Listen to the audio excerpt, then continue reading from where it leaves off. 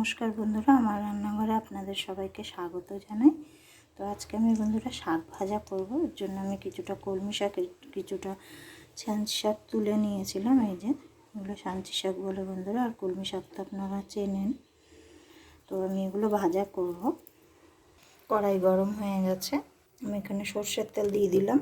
তেল গরম হয়ে গেছে, কালো জিরা দিলাম, শুকনো লঙ্কা, পেঁয়াজ কুচি, রসুন আর কাঁচা লঙ্কা কুচি। পেঁয়াজ রসুনের কাঁচা গন্ধ চলে গেছে, আমি একটা আলু নিয়েছি, দিয়ে দিলাম, কুচি করে নিয়েছি।